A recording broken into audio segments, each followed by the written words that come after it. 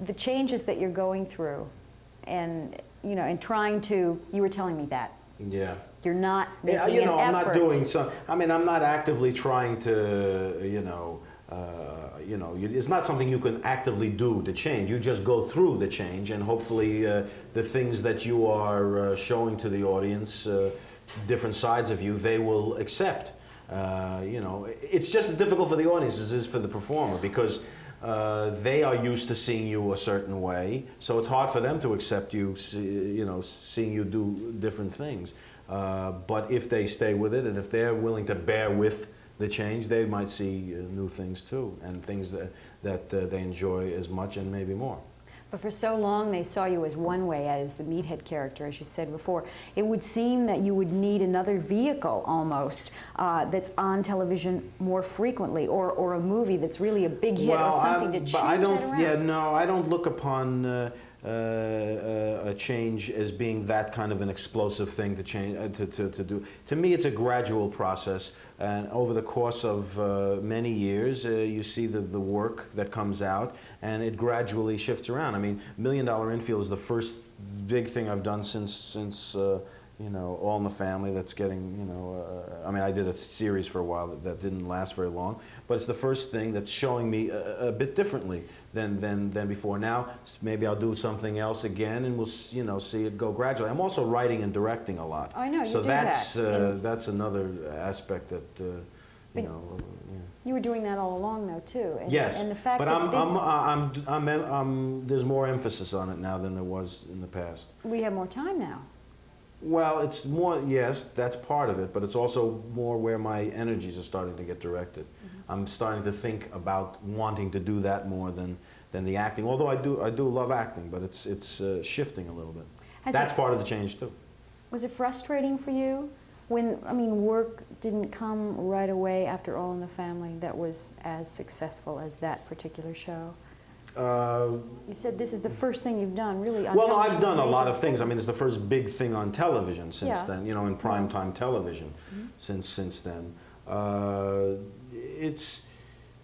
It's not really frustrating because I made the choice.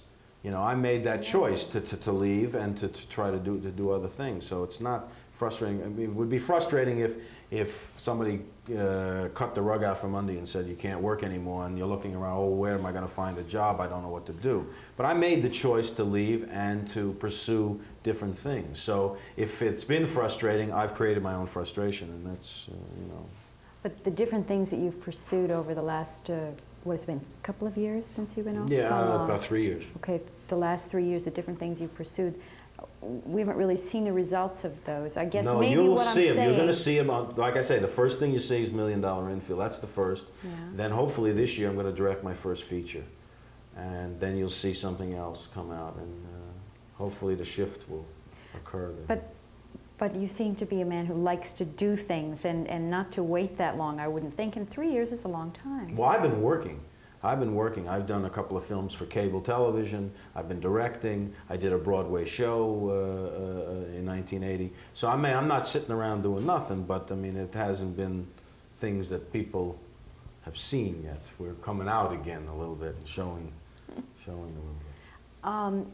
What was it like when you grew up? You must have had a lot of comedians around. Well, growing up, yeah, there was always a lot of comedians around. You know, my father was friends with Mel Brooks and Sid Caesar and all that. And in my circle, there were, you know, a lot of people. Is it time to introduce Richard Dreyfuss? Oh, sure. No.